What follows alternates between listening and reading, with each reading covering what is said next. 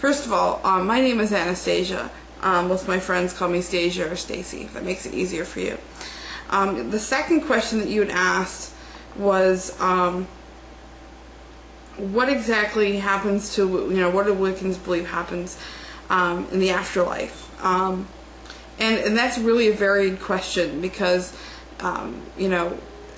Wicca is a mystery religion, and so therefore we explore things for ourselves and figure out, those kind of questions usually for ourselves. But I'm going to try to answer that to the best of my ability. The first law of thermodynamics states that energy cannot be created or destroyed. In Wicca, the law of reciprocity states that energy we send out, we get back. Furthermore, some theorize that energy is attracted to that form from which it came. So those people who put out negative energy are going to receive negative energy in return. I've seen people get serious ailments from their negative energy and blessings for those who send out blessings to others. Therefore, most Wiccans have theories about the afterlife that revolve around reciprocal energy. For example, the belief in reincarnation is sometimes coupled with the idea that we are reincarnated into the same family. This belief was one of Gerald Gardner's. He's one of the founders of Wicca. Gardner started the first Wiccan coven, but his research was incomplete. As Wicca is a mystery religion, no one's research is complete, but there are others that added to the foundation of what we believe too much to be ignored as founders. Raymond Buckland is one of those aforementioned people. He brought Wicca to the United States in 1962. As aforementioned, Wicca is a mystery religion. We are searching for the truth. So while many believe in reincarnation as a major afterlife belief, it's not set in stone. And for most, I should say, afterlife is an afterthought. I think I speak for most pagans and Wiccans when I say that we are most concerned with the here and now. We do have celebrations that revolve around life and around death, but we are more concerned with what happens on this plane. Some, like myself, believe that there are many paths in the afterlife, just like in life. So, for example, I've seen ghosts, and I've also had past life experiences. And so I think perhaps there's many paths that the soul could take. As for why I don't believe in like the Judeo-Christian version of heaven, I see that because energy cannot be created or destroyed, that for a soul which is made of energy to be completely in one place, like permanently, like in heaven or hell, wouldn't make much sense. Also, I could get into another thing about why I disagree with the ideas of who gets sent where. Because I don't think it should be about belief, and I have another completely philosophical argument that I could do another video for that. I don't have time now. So some would ask, why would reincarnation make sense, being that there are more people now than in previous generations? That is simple.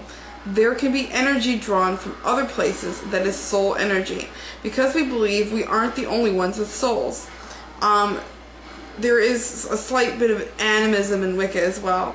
The belief in animism is that, obviously there's parts of nature that also have like a soul energy and a conscious energy. So that can be transferred from, one type of life to another.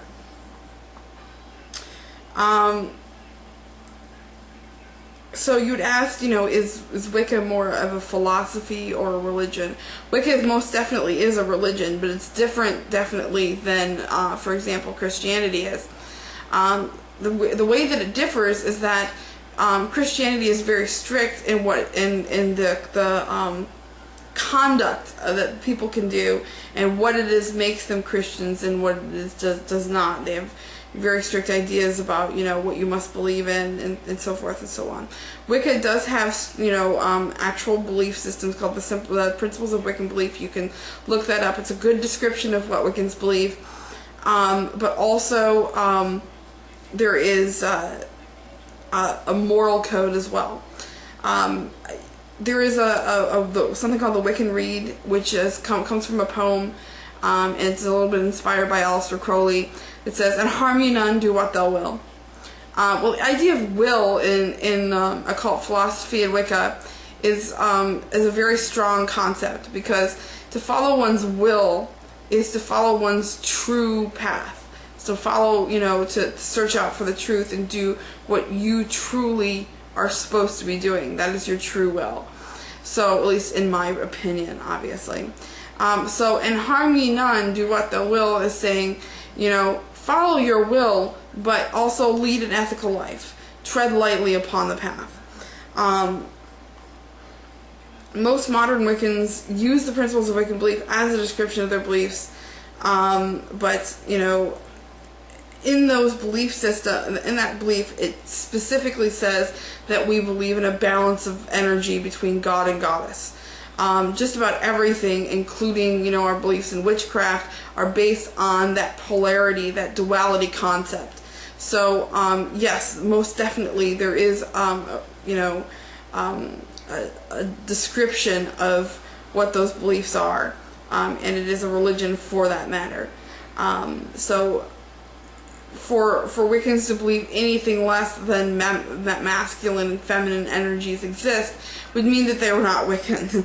Basically, that's like the basis of it, is that you have to believe in at least those two energies existing in the universe, amongst other things, obviously. Now, the next question that you had asked is, do I believe in absolute truth?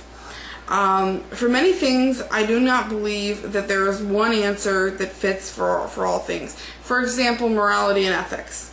I think that the reason why there's such a simplistic concept of morality within Wicca is because that is a universal truth, that we should try whenever possible not to harm people unnecessarily. Obviously, when we are, self-defense or to eat and things like that, we must harm things. Our existence alone on this planet is taking up energy from other beings that is causing them harm. So we can't just go through life not harming anybody. That wouldn't make any sense. But we should try whenever possible to tread lightly and not cause harm to others. But as for 10 absolute statements that I think sum up every situation, no, I don't think that makes sense. So, as for morality being absolute truth, I don't see that as a possible thing. But I do believe that there is absolute truth in the universe. For example, we have scientific laws, and those laws, if I were to drop a ball on the floor 10 times that ball would drop. That is, gravity is here. We know it's here. We can measure that. So, that is an absolute thing. Is it the same everywhere? No. So there's relativism within that absolute system. So this is a very broad topic, and it cannot be explained with yes or no answer. Do I believe in absolute truth? Yes. Do I believe in absolute truth? No. Spoken like a true philosopher, I guess. You talk about my statement where I made before about God punishing people. And I wanted to kind of reiterate where I was getting that from. I've read the Bible before, and there are several places in the Bible where God does talk about punishing people, even in the Ten Commandments, where he talks about punishing the children for the sin of their fathers. And, later on in the Bible, everybody who's watched Pulp Fiction knows about Ezekiel 25:17. So as for, punishment in the Wiccan religion, that's more of a reciprocal energy thing. If you are negative in your life, then you might carry some of that over to your next life. If you are extremely negative to other people, you're going to get extreme negativity in return. That's just that can be witnessed and seen. Is that an absolute statement? Obviously, I can't say that it's absolutely true, but I have witnessed that. I've seen it happen. So anyway, I'm about to run out of time.